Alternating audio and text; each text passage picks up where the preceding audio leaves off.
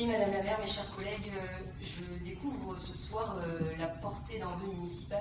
J'ignorais, à mon sens, qu'il devait concerner prioritairement des sujets locaux et travailler au service de ceux qui nous ont élus. Après, peut-être que je suis encore bien jeune et bien inexpérimentée, donc je le découvre ce soir. C'est vrai que je sors à peine des études.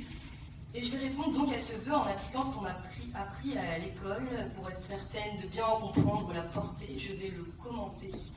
Alors la première chose qu'on a appris à relever pour analyser la portée d'un discours, ce sont les champs lexicaux.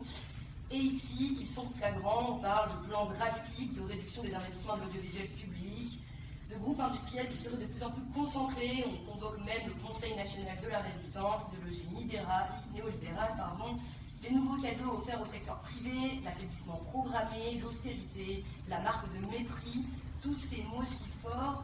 Alors d'abord, à plusieurs égards, ce texte est incorrect. On ne peut pas parler de plan puisque c'est un projet de loi qui est soumis au vote des parlementaires. Le projet de loi relatif à la communication audiovisuelle et à la souveraineté culturelle vers le numérique. Donc déjà rien de définitif. Ce vœu tel qu'il est exprimé laisse entendre que l'État aurait pris à la manière du Politburo une décision unilatérale, sans consultation, sans vote. Fort heureusement pour la France, ce n'est pas la réalité, nous sommes en démocratie, donc il ne faut pas formuler les choses comme ça, à mon sens. Ensuite, est demandé à la chaîne un plan d'économie, et non pas un plan drastique de réduction des investissements. C'est un terme inexact et donc assez démagogique. Par ailleurs, comme vous le savez tous ici, c'est la taxe d'habitation qui finançait en priorité France Télévisions. Elle a été supprimée pour 80% des foyers fiscaux, donc moins de recettes, moins de dépenses, c'est logique, vous l'avez invoqué vous-même sur la question des médiateurs et de la garde urbaine. Par ailleurs, dans le même temps, le groupe France Télévisions doit opérer sa mue numérique en portant son budget, du coup, sera dédié désormais à 200 millions d'euros dans 4 ans. Et les chaînes de France Télévisions sont soumises à la lourde concurrence numérique, et notamment des plateformes comme Netflix et Amazon, qui seront, grâce à ce projet de loi, obligées d'investir dans la création française et européenne. Une fois de plus, du coup, ce morceau de texte est déconnecté de la réalité. Vous parlez maintenant du programme du Conseil national de la résistance. Alors, c'est marrant de citer, c'est peut-être cette glorieuse époque où les communistes étaient alliés avec la droite du général, mais là, franchement, sur ce paragraphe, moi j'y souris, parce qu'au sortir de la Seconde Guerre mondiale, il n'existe qu'une seule chaîne de télévision qui est publique et qui est placée sous le contrôle du ministère de l'Information. Donc, pour ma part, je ne souhaiterais pas trop revenir à cette époque. Donc, c'est bien joli de citer un programme avec nostalgie. Les jours heureux, peut-être, où le Parti communiste français représentait quelque chose de très important au niveau national, mais intéressons-nous plutôt au concret, et pour ma part, je ne reviendrai pas en arrière. Vous parlez ensuite de l'idéologie néolibérale, c'est assez excessif. En France, où 57% du PIB correspond à des dépenses publiques, le néolibéralisme, c'est une tendance qui critique l'interventionnisme étatique et l'État-providence. Pendant la crise du Covid, l'Union européenne et la France nous ont démontré le contraire par un plan de sauvetage massif de l'emploi par le dispositif de chômage partiel, ou encore, et je tiens à le souligner ici parce qu'on en parle très peu, 750 milliards d'euros posés sur la table par l'Union européenne pour relancer l'économie. Donc un étudiant en licence d'économie pourrait ici identifier qu'on est dans une politique économique interventionniste, quasi keynésienne, et absolument pas dans une politique néolibérale.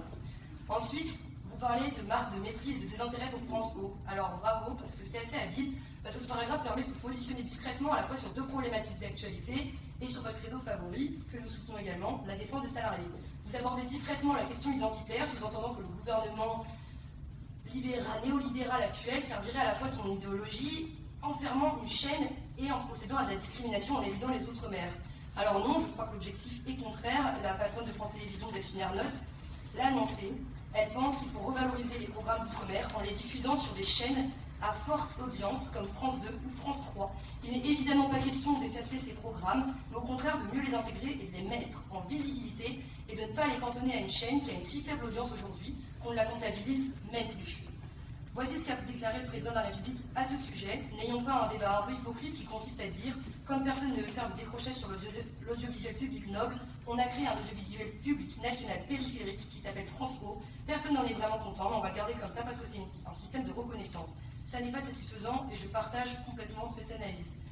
Sur les 180 personnes soumises à l'angoisse de l'avenir de leur entreprise, évidemment, nous resterons nous aussi très vigilants. C'est une question importante, nous nous tenons proches et solidaires des salariés de France O. L'incertitude est toujours source d'angoisse pour tous et des réponses et des garanties doivent être apportées rapidement. En conclusion, ce vœu à la fois habile et extrêmement maladroit dans sa formulation, en plusieurs sujets politiques sous couvert de ce que vous subodorez de l'avenir de France O, puisqu'on parle non pas d'un plan mais d'un projet de loi, ne s'intéresse pas directement aux malacofiaux qui vous ont fait confiance, et c'est bien dommage. Je ne crois pas que les habitants vous aient accordé leur confiance pour vous entendre vous positionner sur des sujets d'actualité, de Donald Trump à Jérusalem en passant par France Télé. En tout cas, moi, si j'avais rendu cette copie à l'école, on m'aurait répondu hors sujet. Merci.